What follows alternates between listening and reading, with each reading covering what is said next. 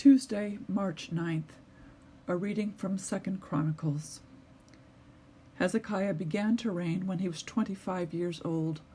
He reigned 29 years in Jerusalem. His mother's name was Abijah, daughter of Zechariah. He did what was right in the sight of the Lord, just as his answer David had done.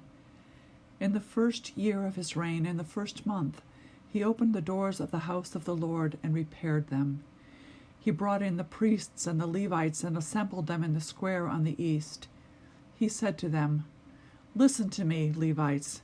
Sanctify yourselves and sanctify the house of the Lord, the God of your ancestors, and carry out the filth from the holy place.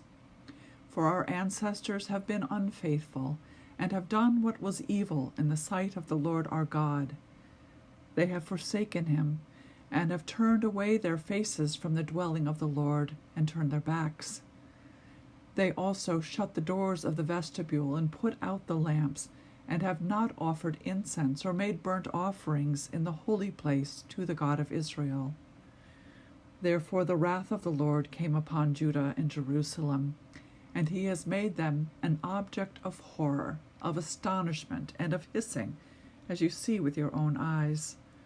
Our fathers have fallen by the sword, and our sons and our daughters and our wives are in captivity for this. Now it is in my heart to make a covenant with the Lord, the God of Israel, so that his fierce anger may turn away from us.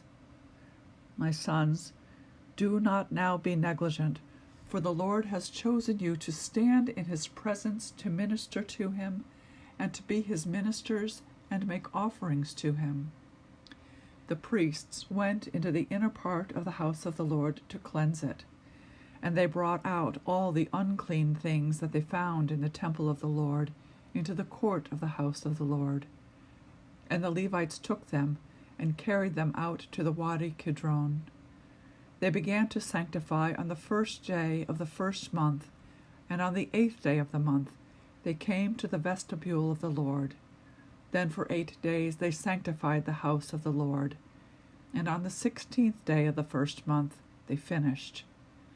Then they went inside to King Hezekiah and said, "We have cleansed all the house of the Lord, the altar of burnt offering and all its utensils, and the table for the rows of bread and all its utensils. All the utensils that King Ahaz repudiated during his reign when he was faithless, we have made ready and sanctified. See, they are in front of the altar of the Lord." For reflection.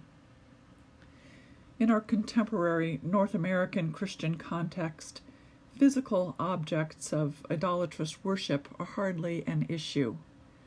What, metaphorically speaking, might need to be purged from our lives of faith?